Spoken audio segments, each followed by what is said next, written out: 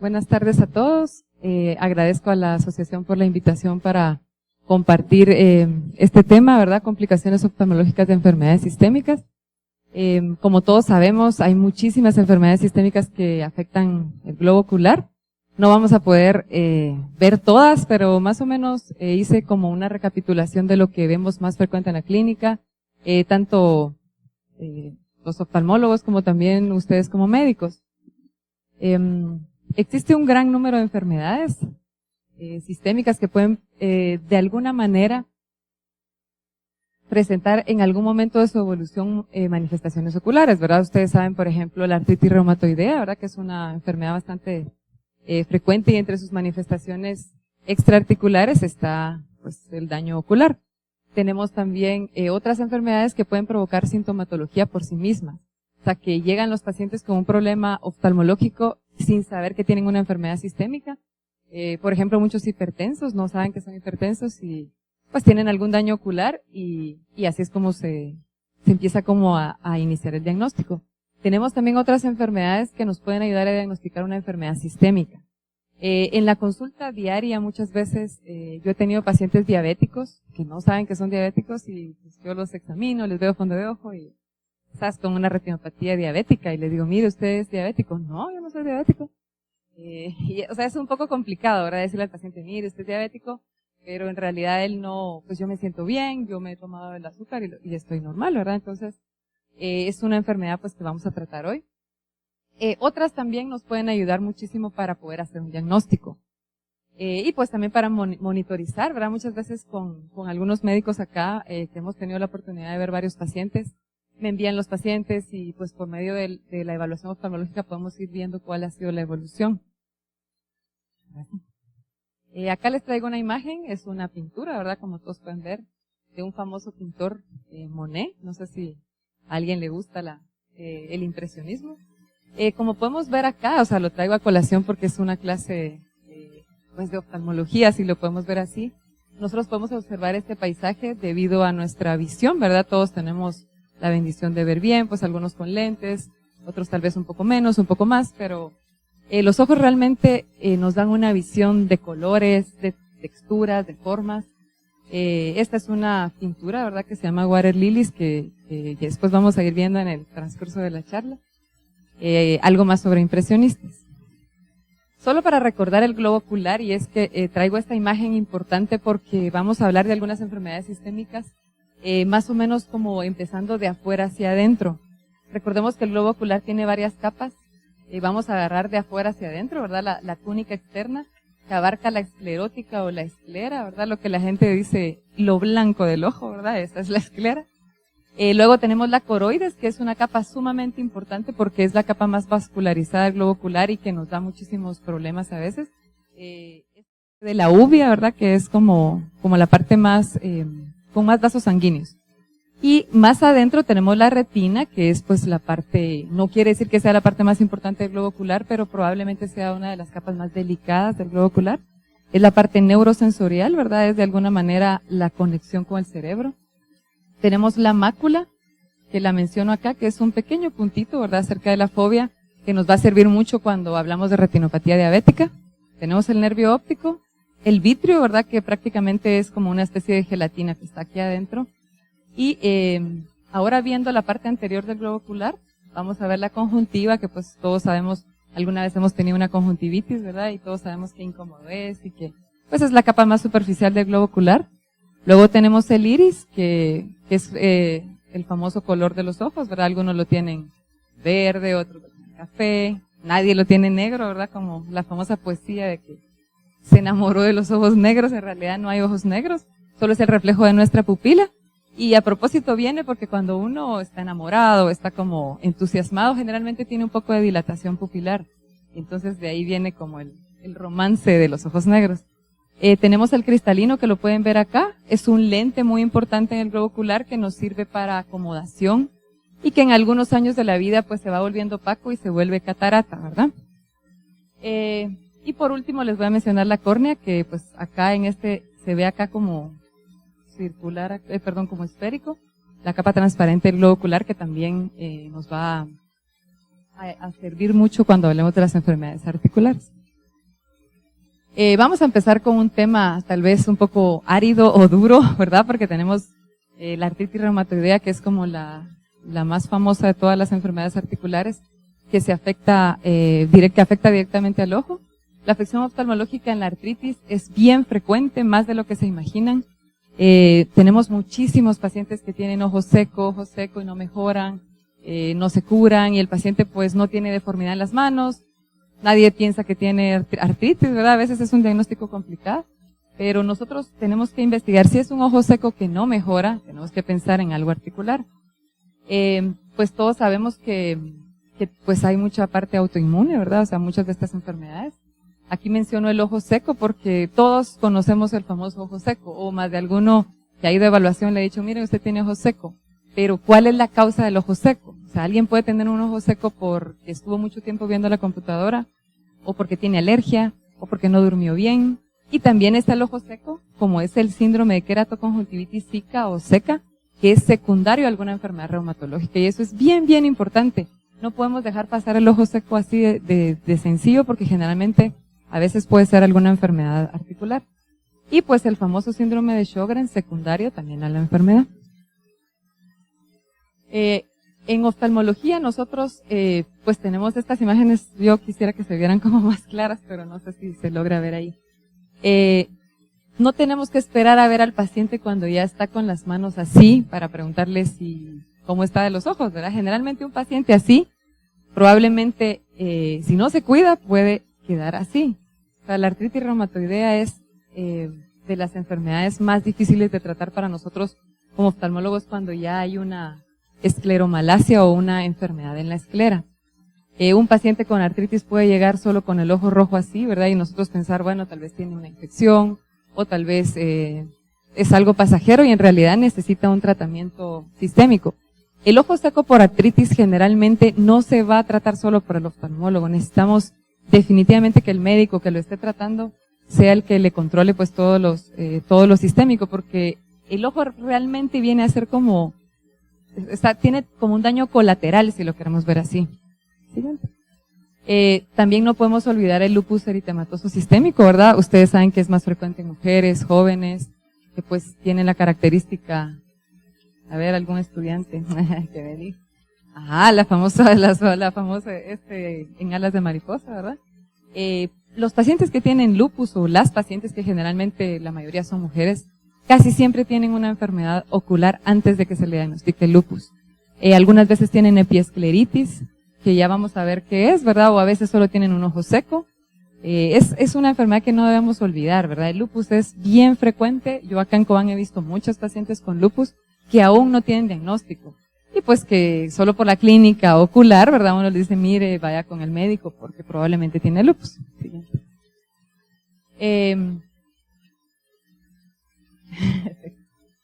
La enfermedad articular o pues todas las enfermedades reumatológicas básicamente van a dañar el globo ocular de la parte anterior.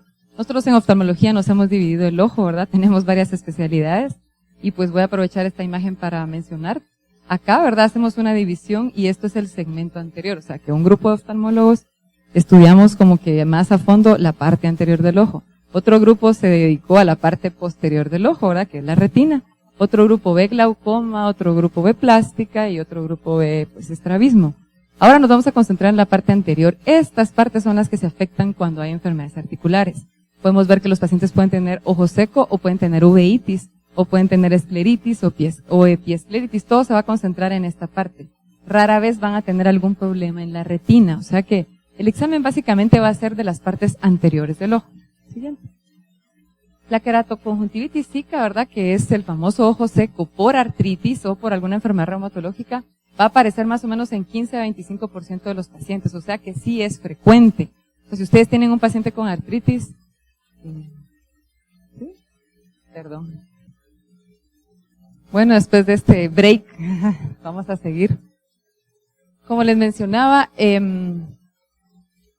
la queratoconjuntivitis zika, ¿verdad? O el ojo seco en problemas articulares va a ser bastante frecuente.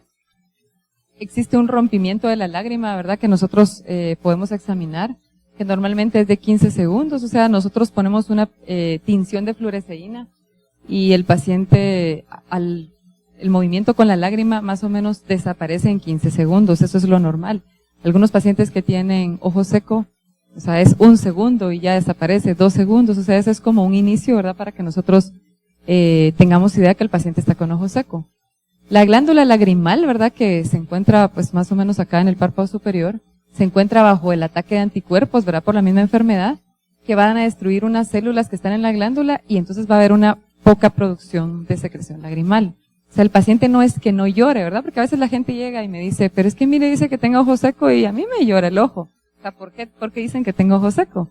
O sea, eso es bien interesante porque el paciente de hecho va a estar con epífora, va a estar con lagrimeo, pero en realidad tiene ojo seco. ¿Por qué pasa eso? Normalmente la lágrima no va a ser de buena calidad y va a haber una poca producción. Siguiente. Normalmente esta es una imagen de la córnea. Ustedes pueden ver que se ve de color azul y acá ustedes pueden ver un color fluorescente. Esta es la tinción de fluoresceína que nosotros utilizamos y pues acá esto debería estar totalmente azul y acá ustedes pueden ver que está fluoreciendo. Eso significa que hay daño al epitelio corneal, o sea que hay una queratitis zica. Hay pacientes que pueden estar así y otros que pueden estar así, o sea, así es como uno va viendo la severidad de los pacientes. Y generalmente cuando están así uno les dice, pero es que usted debe tener un dolor terrible y el paciente, ay sí, fíjese que cuando me levanto en la mañana apenas puedo abrir los ojos. No sé si a alguno de los que están acá les ha pasado alguna vez. O sea, más de alguna vez nosotros hemos tenido ojo seco por distintas causas. Pero el ojo seco por enfermedades articulares es bastante doloroso. Los pacientes están desesperados, a veces presentan cefalea, sienten que el ojo como que les fuera a sangrar, dice la gente. En realidad no puede haber sangrado porque la córnea es avascular, pero sí existe mucho dolor debido a que la córnea tiene pues muchos nervios, ¿verdad? De hecho duele muchísimo. Siguiente. Nosotros también hacemos un test de Schirmer, que también pues eso, no sé si alguno de los que está presentes acá lo ha hecho alguna vez. El test de Schirmer básicamente nosotros le ponemos un papel especial en los ojos al paciente. Se puede hacer con anestesia o sin anestesia para medir qué tanta producción de lágrima hay, ¿verdad? Si hay secreción refleja o basal. Normalmente lo hacemos con o sin anestesia, ¿verdad? Si es sin anestesia más o menos debería de estar en lo normal. Idealmente uno quisiera que los pacientes tuvieran 15 milímetros, ¿verdad? Pero pues con 10, si uno les ha puesto anestesia está bien. Los pacientes que tienen ojo seco severo a veces tienen 5 milímetros o menos. O sea, es un examen que uno dice, bueno, el paciente probablemente sí debe tener algún problema inmunológico o reumatológico. ¿Sí? El famoso síndrome de Sjögren es bastante frecuente, ¿verdad? Y pues si recordamos cuál es la triada, ¿verdad? Existe ojo seco, boca seca y artritis, ¿verdad? Generalmente hay muchos pacientes con artritis que me los refieren, ¿verdad? Y yo los empiezo a examinar y tienen un ojo seco bastante severo y les pregunto, mire, ¿usted tiene la sensación de que la boca está seca? Los pacientes, sí, fíjese que en la noche a veces me tengo que levantar en la madrugada, o siento que me ahogo porque en realidad tienen boca seca. De hecho, existe un diagnóstico que a veces le hacen una pequeña biopsia, ¿verdad? En el carrillo para poder hacer el diagnóstico, pero a veces clínicamente uno ya lo puede hacer, ¿verdad? Solo que el paciente tenga artritis, tiene ojo seco y además tiene boca seca, como que no hay mayor cosa que hacer, ¿verdad? Siguiente. Acá vemos una imagen, ¿verdad? Pues para recordar el síndrome de Sjögren y que no se nos olvide. Boca seca, ojo seco y artritis, seguramente es Sjögren. Los pacientes con síndrome de Sjögren generalmente casi que ni intentamos hacerle test de Schirmer, ni les intentamos poner fluoresceína porque el ojo está tan seco, hay tan poca producción de lágrima que el paciente más bien viene a sufrir si le hacemos este test. Acá está la glándula lagrimal, perdón, la anterior. Acá, ¿verdad? Que es la que empieza a producir menos cantidad de lágrima por el mismo ataque de anticuerpos, ¿verdad? Además, empieza el lagrimeo, ustedes pueden ver acá. Entonces, ¿cómo le explicamos al paciente? Usted tiene ojo seco, pero mire, a mí me llora, yo vivo llorando. Dice la gente, ¿cómo es que tengo ojo seco? Eso va a ser mentira. Entonces hay que explicarles, ¿verdad? Que en realidad el ojo seco es porque la calidad de la lágrima no es buena. Entonces el ojo empieza a llorar como para llamar la atención, ¿verdad? De alguna manera para que nos pongamos a ver qué necesita de lubricación. Acá en este esquema podemos ver que está el ángulo, ¿verdad? Que nada más lo quiero mencionar, el ángulo del globo ocular, que a veces se puede obstruir cuando nosotros tenemos alguna de las enfermedades articulares, como es la uveitis, que ya vamos a mencionar qué es. Básicamente acá tenemos la malla trabecular y las zónulas, y a veces aquí hay como una disminución del drenaje, ¿verdad? Y entonces podemos tener algún tipo de uveitis. Vamos a pasar a las enfermedades de la epiesclera y esclera. Realmente lo voy a tratar de hacer un poco rápido porque pues es bastante extenso. Tenemos la epiescleritis simple y nodular y la escleritis, ¿verdad? Que puede ser anterior, posterior y necrosante. La conjuntiva, como recordaban en el esquema anterior, pues es la capa más superficial. Luego viene la epiesclera y después la esclera. La epiescleritis es un diagnóstico bastante frecuente, ¿verdad? Ustedes alguna vez han visto algún paciente que ande con el ojo rojo y ya se echó cloranfenicol, ya se echó tobramicina y no se le quita, ¿verdad? Y no sabe qué tiene, es unilateral. Pero fíjese que sigue con el ojo rojo. Entonces nosotros tenemos que pensar en epiescleritis, generalmente es benigna, es autolimitada, es muy frecuente en jóvenes, ¿verdad? Incluso jóvenes estudiantes como los que están por acá. Realmente no tiene un diagnóstico específico, no quiere decir que la epiescleritis esté asociada con enfermedad reumatológica, pero tampoco la podemos descartar. La siguiente, van a ver en la foto que está acá, que generalmente es una inyección acá, que no es en la conjuntiva, en realidad ya se ven unos vasos ahí que incluso se echan vicina y yemo, pues, ustedes conocen todos esos medicamentos que solo son vasoconstrictores, y ni así se quita, o sea, persiste esa lesión ahí, pues tenemos que utilizar otro tipo de medicamentos, a veces utilizamos medicamentos esteroideos, ¿verdad?, para poder bajar la inflamación. Siguiente. O también puede ser como esta foto que tal vez no se ve tan clara, pero acá son unos nódulos, como que ustedes vieran unas vesículas. Estas vesículas generalmente son dolorosas, el paciente puede durar más de una semana con estas lesiones, y definitivamente cuando hay una epiescleritis nodular nosotros tenemos que investigar problemas reumatológicos, no importa la edad que tenga el paciente. Ahora vamos a pasar a la escleritis, la escleritis sí es una enfermedad un poco más grave, ¿verdad?, más agresiva, acá ya se daña la esclera. Normalmente la esclera pues tiene mucho colágeno y a veces ustedes saben por la misma enfermedad reumatológica o pues inmunológica puede afectar acá, es un dolor bastante intenso, el paciente dice tengo el ojo rojo pero no aguanto el dolor, es un dolor bastante intenso que lo hace consultar, tienen deterioro de la visión y pues a veces también puede haber perforación del globo ocular. Si recuerdan la imagen que les puse con el esquema, después de la esclera viene la coroides, ¿verdad?, que es la capa más vascularizada del ojo. Y a veces nosotros vemos, se quita la esclera y ahí se ve la coroides, ¿verdad? Y eso es bastante delicado porque si se perfora el ojo, pues prácticamente es bien difícil que lo podamos sacar adelante. Toda la escleritis, como consecuencia, el paciente puede tener cataratas, puede tener uveitis, puede tener incluso hasta una neuropatía. O sea que si nosotros tenemos un paciente con escleritis, tenemos que entrarle agresivamente, ¿sí? Tenemos pacientes con una escleritis acá, que ustedes pueden ver que se ve un poco con hundimiento acá en la esclera y en la córnea, que pues este paciente no está tan grave, ¿verdad? Todavía podemos como intentar hacer algo, la siguiente. Pero también tenemos pacientes como este que ya tiene escleromalacia. Si ustedes se pueden dar cuenta, ahí ya se ha hecho como una lisis de la esclera, ¿verdad? Ya se ha prácticamente deshecho la esclera. Pacientes acá en Cobán tenemos, pues que acá está un reumatólogo, ¿verdad?, que viene a Cobán. Tiene pacientes a veces muy complicados con artritis y me han mandado pacientes así. En este caso es bien difícil porque no tenemos trasplante de esclera. O sea, tenemos trasplante de córnea, pero para poder sacar un paciente así, definitivamente tiene que tener el paciente también inmunosupresores. Y sistémicamente es como que el ojo se puede salvar, ¿verdad? A veces realmente nos cuesta un poco cuando la esclera ya se dañó. ¿Sigue? Acá tenemos un esquema de un paciente con escleritis para que ustedes vean cuál puede ser la evolución. Acá en el 2003 ustedes ven la lesión, ¿verdad?, que se ve como ojo rojo, un poco de adelgazamiento. Paciente sin tratamiento, 2004, se sigue adelgazando. A veces hay pacientes que no quieren, ¿verdad? Ustedes saben que un paciente con artritis a veces tiene también efectos cushingoides por los mismos esteroides. Tienen que tomar plaquinol, tienen que tomar metrotexate y ellos están cansados, ¿verdad? Pero están de alguna manera preservando su globo ocular. En el 2007 pues ya se ve acá un poco la uvea y acá pues ya hay perforación. Entonces, a esto es a lo que tenemos que evitar llegar, ¿verdad? Tratar de explicar al paciente que, pues si no se trata sistémicamente, esta es la consecuencia. Y por último, en relación a las enfermedades articulares, voy a mencionar rápidamente la uveitis, pues la uveitis es una enfermedad bastante extensa, ¿verdad? Que pues los estudiantes que han pasado el curso de oftalmología se recordarán que yo siempre les pregunto cuál es la tríada de la uveitis, que pues es ojo rojo, dolor y fotofobia. Cuando nosotros tenemos un paciente que está con ojo rojo, dolor, o sea, un dolor intenso, y fotofobia, no se nos tiene que olvidar la uveitis porque seguramente hay algo por ahí. es unilateral muchas veces. O sea, si es bilateral, de verdad es como que pobre el paciente, porque una uveitis bilateral es bien rara, pero puede existir. Ustedes pueden ver acá, ¿verdad? Es un ojo que se mantiene rojo, duele y es una molestia intensa a la luz. Vamos a seguir para que descansen un poquito. La anterior.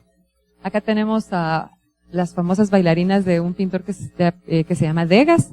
Ustedes pueden ver, ¿verdad? También siempre pues podemos percibir la imagen, la forma, los colores, ¿verdad? Sin ningún problema. Es muy interesante todo lo que nuestros ojos pueden hacer, incluso pintando, y podemos observar, ¿verdad? Claro que hay pacientes que tienen alguna enfermedad como catarata o glaucoma que no ven lo mismo que una persona que pues está sana está mirando. No importa si usa lentes, lo importante es que no haya ninguna enfermedad de base. Ustedes pueden apreciar, ¿verdad? Que los colores, todos podemos tener distinta apreciación. Siguiente.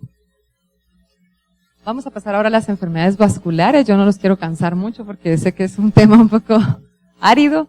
Las enfermedades vasculares, pues definitivamente tienen que ver con el ojo, ¿verdad? Ustedes recordarán definitivamente la hipertensión arterial y la diabetes, ¿verdad? Que son como que las más comunes. También podemos tener trastornos hematológicos que van a lesionar la retina, como la leucemia y la policitemia. Y también reducción del riego sanguíneo, como una fístula carotido cavernosa. Hoy solo vamos a ver la hipertensión arterial y la diabetes por motivos de tiempo. Siguiente. Este es un fondo de ojo, ¿verdad? Con muchas hemorragias. La enfermedad de retinopatía hipertensiva y retinopatía diabética básicamente se van a enfocar en hemorragias. Bien. Ya quiere que termine. Ay, no.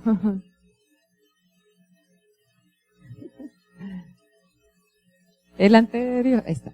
Acá solo quiero enseñarles esta imagen. Son 3 fondos de ojos con distinto tipo de hemorragias.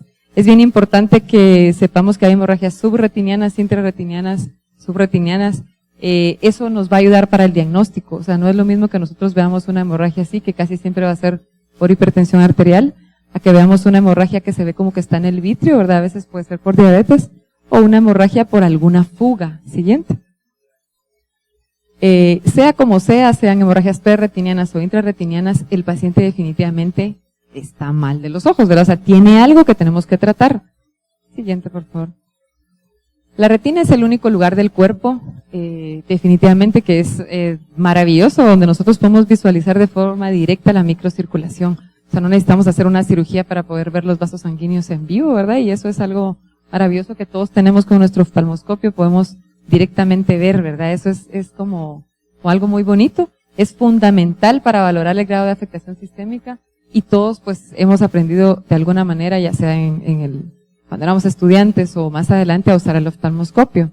Siguiente. Podemos ver el fondo de ojo en vivo, ¿sí? Utilizando pues este es el oftalmoscopio directo que todos pues tenemos acceso.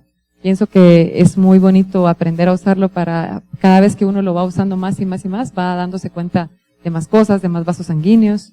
Y pues ahí puede empezar a notar, ¿verdad? Si uno ve un fondo de ojo normal y de repente ve algo que no se ve ahí, como que una mancha roja, como que un vaso sanguíneo, puede empezar a descartar que hay una hemorragia. Sí.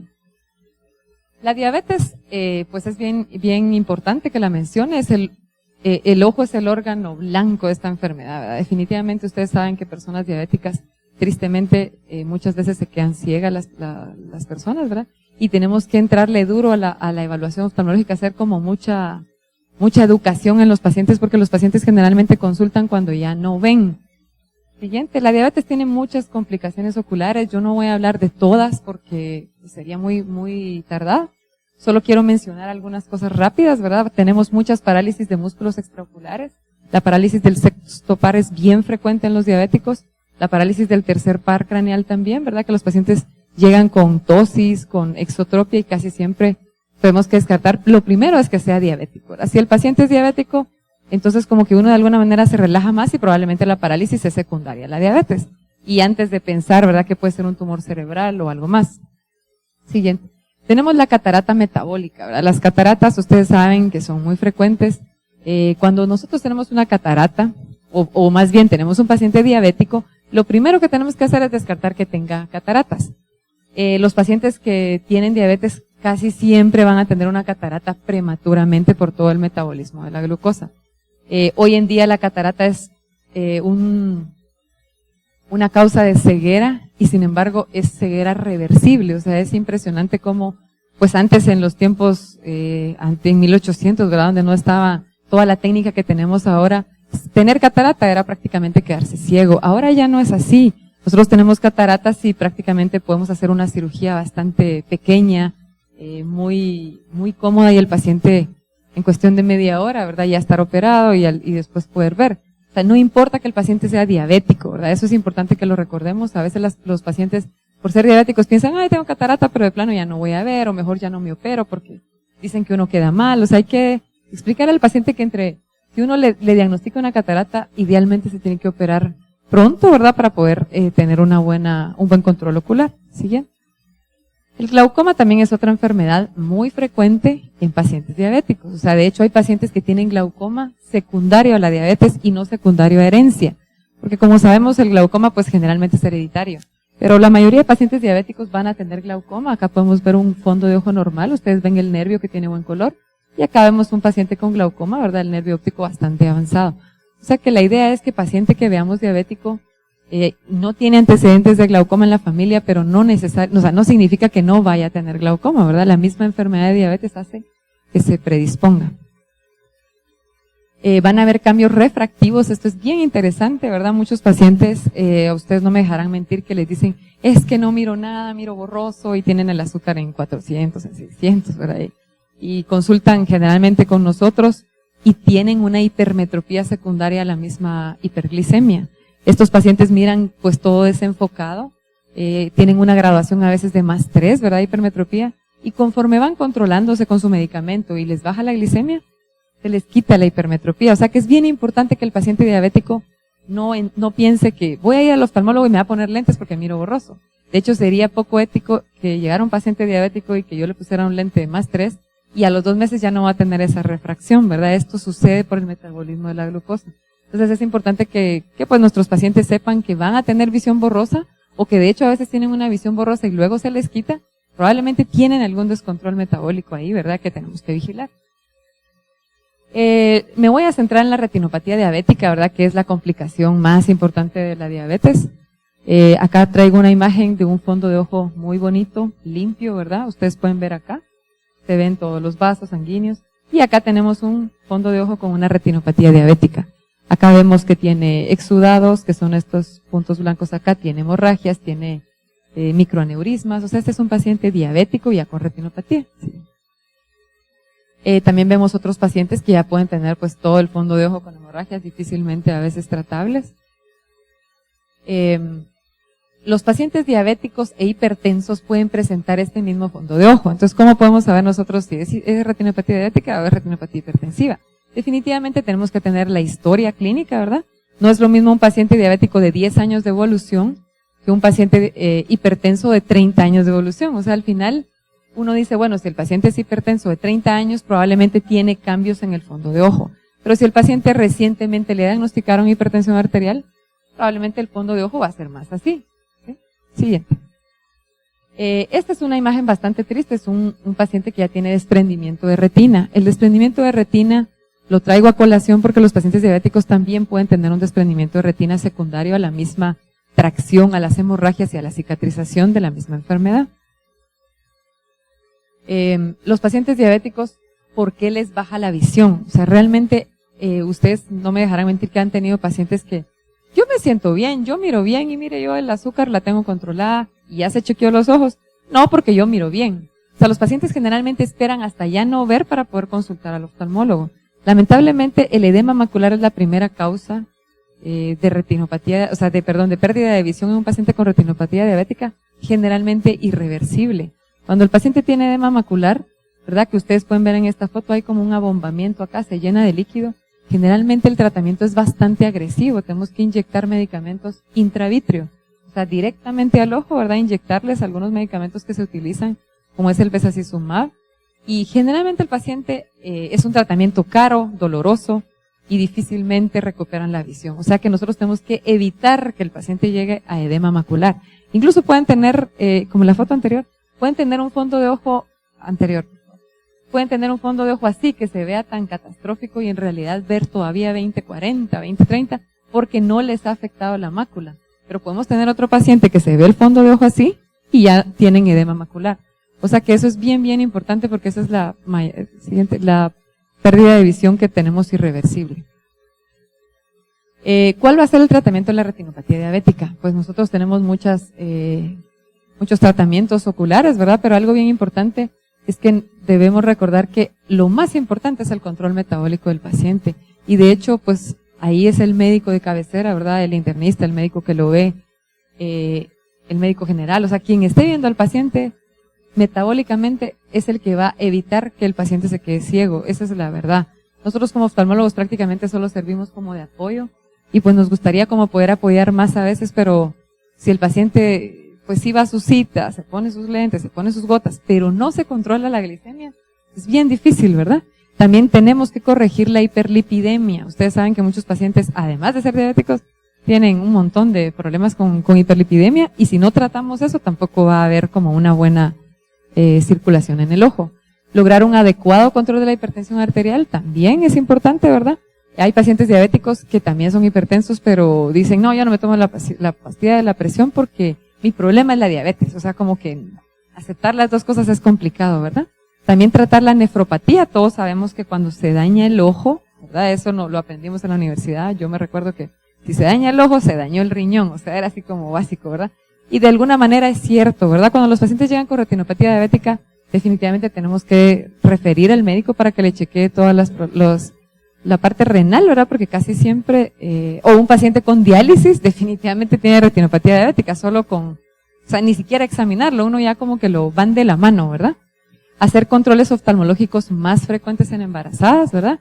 Aprovechando que hay varios ginecólogos acá. Creo que el grupo de embarazadas a veces, o sea, por lo menos a mí me pasa, realmente veo pocas embarazadas y pienso que las mujeres embarazadas que son diabéticas se les acelera de una manera la retinopatía diabética impresionante, ¿verdad? No, paciente que sea diabética y que está embarazada, pues definitivamente hay que estarla viendo a veces cada mes, cada 2 meses para evitar una retinopatía. ¿Cuáles son los criterios de referencia, verdad? Esto pues es bien variado en nuestra población. Los pacientes diabéticos tipo 2 generalmente ya tienen una retinopatía establecida, porque ustedes saben que los pacientes consultan pero ya tienen síntomas desde antes, o sea, uno no sabe realmente hacía cuánto tiempo que ya era diabético. Así que todos los pacientes en el momento del diagnóstico deberían de tener un examen oftalmológico. Pues volviendo a lo mismo, ¿verdad? Con las pacientes que tienen diabetes en el embarazo, deberían de chequearse en el primer trimestre. A veces les da un poco de miedo a las embarazadas porque piensan que las gotas que nosotros utilizamos para dilatar les va a dañar al bebé, ¿verdad? Eso es bien común.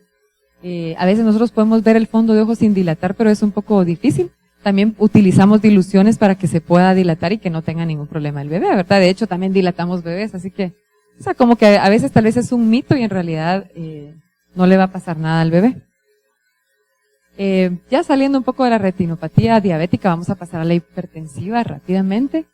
La retinopatía hipertensiva es más frecuente de lo que pensamos y de hecho se diagnostica poco porque los pacientes pues van, toman su medicina y no tienen mayores cambios, o sea, ellos no van a tener mucha dificultad para ver, ¿verdad? No van a tener edema macular, o sea que ellos, si se les sube la presión no es que van a dejar de ver como los diabéticos, o sea que el grupo de hipertensos los tenemos que cuidar mucho más, creo yo, porque el diabético de alguna manera como que ya sabe, ay, si yo soy diabético me puedo quedar ciego, pero el hipertenso no. Aquí va a haber un aumento en el reflejo luminoso de las arteriolas, ¿verdad? Y de los cruces arteriovenosos.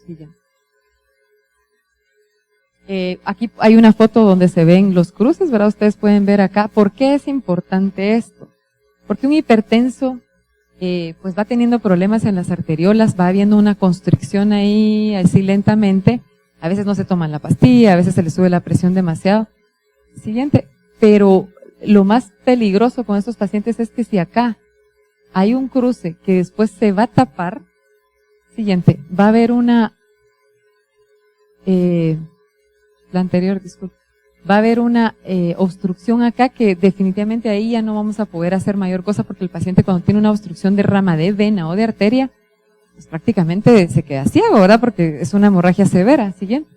Hay pacientes que a veces se les sube la presión, pues como podemos ver acá en esta foto, tienen como que subidas de presión, ¿verdad? Y se controlan y otra vez se les vuelve a subir y así se están. Empieza a haber en la retina exudados duros, que son estos que ustedes pueden ver acá blanquecinos, pueden haber hemorragias en llama, manchas algodonosas y el paciente estar muy tranquilo. Pero de repente puede haber una obstrucción de rama siguiente, donde estas pequeñas hemorragias que vimos antes van a hacer esto. O sea, se obstruye una rama de vena y ahí ya no podemos hacer mayor cosa. El paciente, la mayoría de obstrucciones de rama de vena o de arteria generalmente son por hipertensión. Para que despierten un poquito los que se están durmiendo.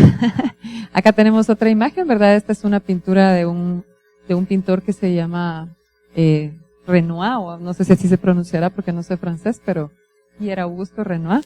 Es el almuerzo, famoso el almuerzo de los veleros, o no sé cómo se le llamará a los que andan en bote. También podemos ver, ¿verdad? Distintas imágenes, rostros, o sea, esto lo podemos hacer gracias a nuestra visión. ¿Siguiente? Quiero que despierten un poquito con esta foto. Vamos a ver un poco sobre la disfunción tiroidea, ¿verdad? Yo sé que voy un poco rápido, pero solo estoy tocando como las enfermedades más comunes que tienen daño ocular y que acá en Cobán pues también tenemos muchos pacientes con problemas de tiroides. Es impresionante la cantidad de pacientes que hay. Esta imagen es bastante interesante, está dividido el hipotiroidismo y el hipertiroidismo. Ustedes ya saben todo o sea, yo no les voy a explicar, ¿verdad? Ustedes saben lo que consiste de ser hipotiroideo e hipertiroideo. Para el globo ocular, ambas enfermedades va a afectar el globo ocular. El hipotiroidismo generalmente, a las pacientes mujeres, ¿verdad? Es a las que más les afecta, se le caen las cejas.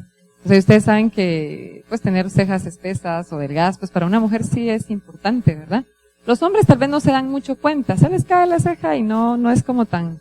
A las mujeres sí, tienen también un ojo seco bastante frecuente, aunque también pues usualmente toman medicamentos para controlar el hipotiroidismo y eso también de alguna manera les provoca resequedad. Me voy a centrar en el hipertiroidismo, que es el que pues probablemente más nos interesa ahorita en oftalmología. Los famosos ojos abultados, ojos saltones. Siguiente, por favor. Vamos a tener el famoso exoftalmos, ¿verdad? Ustedes pueden ver acá. ¿Qué vamos a hacer con un paciente con exoftalmos? Siguiente. O sea, realmente un paciente con exoftalmos nos da un poco de susto, ¿verdad? O sea, nos preocupa un poco porque a veces son muy difíciles de tratar. El hipertiroidismo, pues, es una enfermedad sistémica que va a ocurrir por el resultado, ustedes ya saben, de una acumulación excesiva de hormona tiroidea. Cuando se acompaña de manifestaciones oculares, nosotros le llamamos exoftalmos endocrino o exoftalmos tirotóxico. Siguiente. Muchas de las manifestaciones, pues lo más evidente va a ser que la mayoría de pacientes van a tener en algún momento de la enfermedad el exoftalmos. Ahora, ¿qué pasa si tenemos un paciente con exoftalmos? Definitivamente hay un descontrol tiroideo ahí, el paciente o no se está tomando su medicamento, o no está bien controlado, o no tiene un buen diagnóstico, pero algo hay, porque el paciente controlado no debería de tener exoftalmos.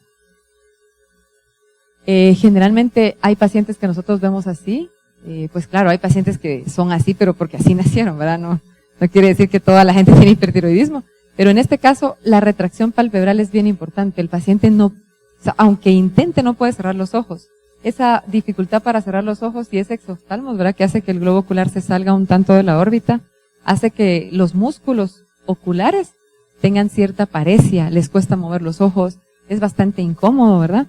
Hay una congestión orbitaria, ustedes pueden ver en esta última foto, y hay una queratitis por exposición, o sea, el globo ocular, la córnea, para ser específicos, como el párpado no cierra, empieza a haber una resequedad, empiezan a haber úlceras, y definitivamente el paciente, cuando está así, ¿con quién va a llegar? Generalmente van a llegar con el oftalmólogo, llegan con nosotros porque piensan que esto es un problema solo de los ojos, ¿verdad? Y que va a haber algo que nosotros vamos a hacer y ya. Pero en realidad, acá el problema es el hipertiroidismo. Definitivamente hay que tener un buen control sistémico y pues chequear ahí si hay alguna falta de medicamento o no hay una buena dosis. ¿Bien? Cuando hay una congestión orbitaria, ¿verdad? Que es pues de alguna manera es una emergencia. Cuando esta congestión orbitaria es tal que ya no se pueden cerrar los párpados, nosotros a veces sí tenemos que hacer alguna intervención quirúrgica, porque definitivamente el globo ocular ya se salió de la órbita y no se puede quedar así, ¿verdad? El ojo realmente, el globo en sí está sano, el problema realmente es la enfermedad, entonces Definitivamente tenemos que evitar que haya una perforación, hay que lubricar muy bien al paciente, aumentar la dosis de lubricantes y definitivamente pues controlar con el médico tratante. Esta imagen, para finalizar ya, son unos puentes, ¿verdad? El puente japonés que pintó Monet, más o menos en 1899 por ahí. Ustedes pueden ver los colores, las texturas, muy bonito. El paciente, pues Monet estaba muy sano. La siguiente. Luego él pues tuvo catarata, ¿verdad? Por su edad y pintó el mismo puente y ustedes pueden ver esta imagen. O sea, pueden darse cuenta que no es la misma, pero él lo pintó exactamente igual. O sea que el paciente que tiene catarata mira, o sea, de hecho dice, no, yo miro bien. En realidad miro bien, pero ¿qué es lo que ve? En aquellos tiempos pues existía una cirugía de catarata donde solo se sacaba el cristalino y no se ponía un lente intraocular. Siguiente. A él pues le hicieron una cirugía de catarata y lo dejaron áfaco, o sea, lo dejaron sin cristalino y volvió a pintar el mismo puente y quedó así. O sea que, en conclusión, definitivamente tenemos nuestra visión que es muy preciada, la tenemos que cuidar muchísimo y tener catarata, ser diabético, ser hipertenso, tener catarata, tener enfermedad tiroidea o tener enfermedad articular no significa que eso vaya a implicar que nos quedemos sin ver, ¿verdad? O sea, tenemos mucho trabajo por hacer. Hay muchas opciones ahora para poder tratar y para evitar que el paciente llegue a la ceguera. Eso es lo que traigo para ustedes hoy.